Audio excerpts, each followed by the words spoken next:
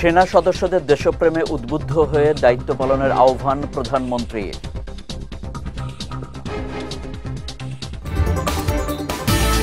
গরমে অসুস্থদের হাসপাতালে প্রাধান্য দিতে স্বাস্থ্যমন্ত্রীর নির্দেশ।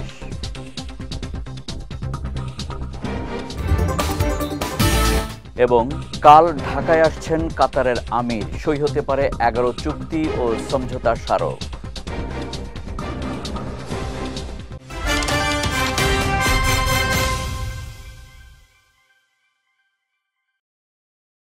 আসসালামু আলাইকুম। বিজয় রাতের সংবাদে আমন্ত্রণ জানাচ্ছি আমি কনুজ শিকদার। শুনছিলেন শিরোনাম, এবারে বিস্তারিত।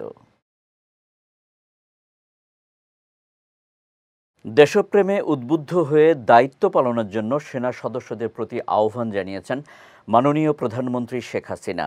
এ সময় মুক্তিযুদ্ধের চেতনায় উদ্বুদ্ধ হয়ে দেশ ও জনগণের কল্যাণে সেনা সদস্যরা পেশাদারিত্ব ও নিষ্ঠা নিয়ে কাজ করবেন বলেও আশা প্রকাশ করেন তিনি। সকালে চট্টগ্রামে শেখ মুজিব ব্যাটারি কমপ্লেক্স উদ্বোধন শেষে প্রধান অতিথির বক্তব্যে প্রধানমন্ত্রী এসব কথা বলেন। সেনা সদস্যদের আধুনিক সব ধরনের প্রশিক্ষণ আর জ্ঞান থাকতে হবে উল্লেখ করে তিনি বলেন, এখন বেশিরভাগ যুদ্ধই ডিজিটাল পদ্ধতিতে হচ্ছে। প্রধানমন্ত্রী আরও বলেন, আধুনিক জ্ঞান সম্পন্ন উচ্চ প্রশিক্ষিত সশস্ত্র বাহিনী গড়ে উঠবে, এটাই প্রত্যাশা। তাই সেনা সদস্যদের জন্য যুগোপযোগী প্রশিক্ষণের ব্যবস্থা করা হবে। এ সময় সরকার প্রধান ফিলিস্তিনের পাশে থাকার প্রত্যয় ব্যক্ত করে বলেন, আমরা ফিলিস্তিনের পাশে আছি, সবসময় তাদের পাশেই থাকব। প্যালেস্টাইনের উপর ইসরায়েলি হামলা, সেখানে তারা রীতিমতো গণহত্যা চালাচ্ছে, আমি সবসময় তার প্রতিবাদ করেছি। আমরা সবসময় প্যালেস্টাইনদের পক্ষে আছি। ইতিমধ্যে আমরা 2 দফা তাদের জন্য কিছু খাবারের জিনিসপত্র পাঠিয়েছি এবং আরো আমি পাঠাবো, এবং এটা আমাদের সহযোগিতা করবো শিশুদের জন্য, নারীদের জন্য। কাজে আমরা তাদের পাশে আছি, তাদের পাশেই থাকবো। সারা দেশে হাসপাতালগুলোতে তীব্র গরমে অসুস্থ রোগীর চিকিৎসার জন্য পর্যাপ্ত শয্যার ব্যবস্থা করার নির্দেশ দিয়েছেন স্বাস্থ্যমন্ত্রী সামন্তলাল সেন। সকালে সচিবালয়ে সারা দেশের হাসপাতালের পরিচালক এবং সিভিল সার্জনদের সঙ্গে ভার্চুয়াল সভায় তিনি এই নির্দেশ দেন। মন্ত্রী বলেন, কোল্ড কেস বা অন্যান্য রোগের চিকিৎসা যা পরবর্তীতেও করা সম্ভব, সেসব রোগী আপাতত ভর্তি না নিয়ে গরমে অসুস্থ রোগী, বিশেষ করে শিশু ও বয়স্কদের জরুরি ভর্তির ব্যবস্থা রাখতে হবে। এ সময় গরমে বাচ্চা ও বয়স্কদের প্রয়োজন ছাড়া বাসার বাইরে না যাওয়ার পরামর্শ দেন তিনি। আসন্ন বোরো মৌসুমের ধান ও চাল সংগ্রহ করতে মূল্য নির্ধারণ করেছে সরকার। সকালে মন্ত্রী পরিষদ সভাকক্ষে খাদ্যমন্ত্রী সাধন চন্দ্র মজুমদার জানান, 32 টাকা দরে ধান, 45 টাকা দরে চাল এবং 44 টাকা দরে আতপ চালের দাম নির্ধারণ করা হয়েছে। মন্ত্রী আরও জানান, আসন্ন বোরো মৌসুমে অভ্যন্তরীণ বাজার থেকে 17 লাখ টন ধান ও চাল কিনবে সরকার।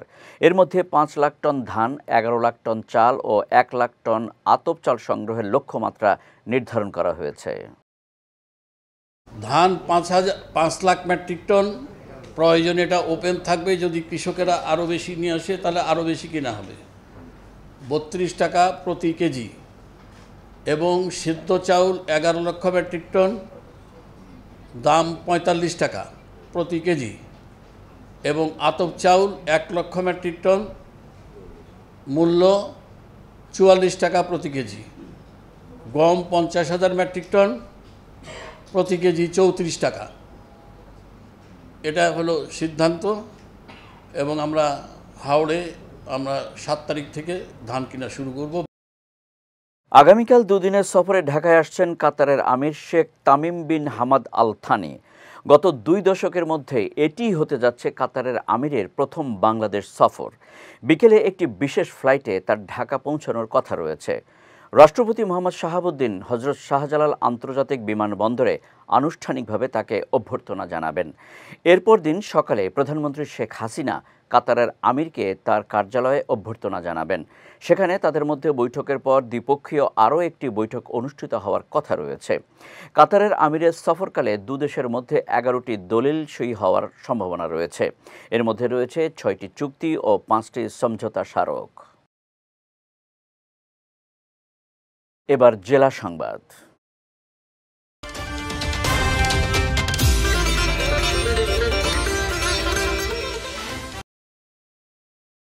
নির্বাচন কমিশনার মোহাম্মদ আলমগীর বলেছেন, সংসদ নির্বাচনে যে ধরনের ব্যবস্থা নেওয়া হয়েছে উপজেলা নির্বাচনেও একই ধরনের ব্যবস্থা নেওয়া হবে। এখানে কে কার আত্মীয়, কে কার আত্মীয় নয়, এটা বিবেচ্য বিষয় নয়। বিবেচ্য বিষয় হলো উনি প্রার্থী কিনা।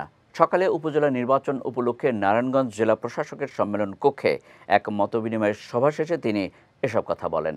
নির্বাচন কমিশন একটা সুষ্ঠু, শান্তিপূর্ণ ও নিরপেক্ষ নির্বাচন চায় উল্লেখ করে ইসি মোহাম্মদ আলমগীর বলেন, উপজেলা নির্বাচনগুলো যেন শান্তিপূর্ণ হতে পারে সেজন্য আইনশৃঙ্খলা রক্ষাকারী বাহিনী, প্রশাসন এবং অন্যান্য বিভাগ ব্যবস্থা নিয়েছে। পিরোজপুরের রাস্তার দুপাশের অবৈধ স্থাপনা উচ্ছেদে অভিযান চালিয়েছে সড়ক ও জনপথ বিভাগ। সকালে খুলনা বরিশাল মহাসড়কের সিও অফিস মোড়, শহরের বঙ্গবন্ধু চত্বর ও এর আশপাশ এলাকায় এই অভিযান চালানো হয়। অভিযানে সড়ক ও জনপথ বিভাগের জায়গায় অবৈধভাবে গড়ে ওঠা প্রায় 2 শতাধিক পাকা, আধা পাকা ও কাঠের তৈরি অবৈধ স্থাপনা উচ্ছেদ করা হয়। উচ্ছেদ অভিযানে নেতৃত্ব দেন সড়ক বিভাগ খুলনা জোনের সিনিয়র সচিব ও নির্বাহী ম্যাজিস্ট্রেট মোহাম্মদ ইয়ানুর রহমান।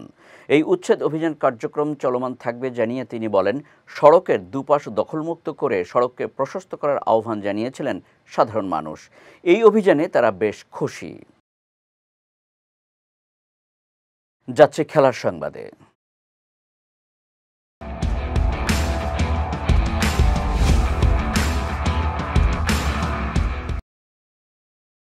আন্তর্জাতিক টি-20 ক্রিকেটে দারুণ কীর্তি গড়েছেন পাকিস্তানের top order batter Mohammad Rizwan. সংক্ষিপ্ত ফরম্যাটের ক্রিকেটের ইতিহাসে দ্রুততম 3000 রানের মাইল ফলক স্পর্শ করেছেন তিনি। 3000ই ক্লাবে যোগ দিতে রিজওয়ানকে খেলতে হয়েছে 79 ইনিংস।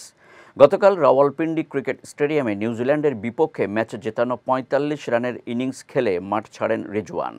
এতেই পাকিস্তানের আরেক ব্যাটার বাবর আজম ও ভারতের তারকা ক্রিকেটার বিরাট কোহলিকে ছাড়িয়ে করেন নতুন রেকর্ড। এই দুই ব্যাটার 81 ইনিংস খেলে যৌথভাবে এতদিন দ্রুততম 3000 রানের মাইল ফলক ছোঁয়ার রেকর্ডটি দখল করে রেখেছিলেন। ইতিহাসের 299তম এল ক্লাসিকোর অপেক্ষায় রয়েছে ফুটবল বিশ্ব। স্প্যানিশ লা লিগায় মুখোমুখি হতে যাচ্ছে চির প্রতিদ্বন্দ্বী দল রিয়াল মাদ্রিদ ও বার্সেলোনা। আজ বাংলাদেশ সময় রাতে 1টায় রিয়ালের মাঠ সান্তিয়াগো বার্নাব্যুতে গড়াবে হাই ভোল্টেজ ক্লাসিকো ম্যাচটি। 31 ম্যাচে 78 পয়েন্ট নিয়ে শীর্ষে রয়েছে মাদ্রিদ। অন্যদিকে 2-এ থাকা বার্সার পয়েন্ট সমান ম্যাচে 70। আজকের এই ম্যাচ জিতলে লা লিগার শিরোপা পুনরুদ্ধার অনেকটাই নিশ্চিত হবে লস ব্ল্যাঙ্কোসদের। আর হারলে কাতালানদের সামনে সুযোগ থাকবে পয়েন্ট টেবিলের রেস জমিয়ে তোলার। বিজয় রাতের সংবাদ শেষ করার আগে শিরোনামগুলো দেখে নিচ্ছি আরও একবার।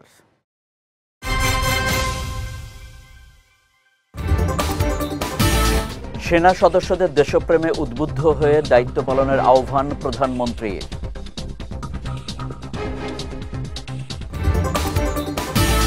গরমে অসুস্থদের হাসপাতালে প্রাধান্য দিতে স্বাস্থ্যমন্ত্রীর নির্দেশ।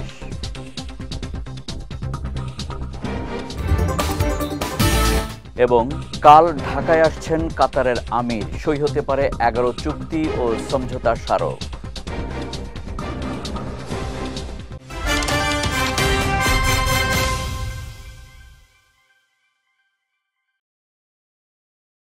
বিজয় রাতের সংবাদ শেষে আজকের মতো আমি কনুজ শিকদার আপনাদের কাছ থেকে বিদায় নিচ্ছি। আগামীকাল একই সময়ে নতুন সব খবর দেখতে চোখ রাখুন বিজয় টিভিতে। এছাড়াও আজকের বিজয় রাতের সংবাদের ভিডিও দেখতে পারেন আমাদের ইউটিউব এবং ফেসবুক পেজে।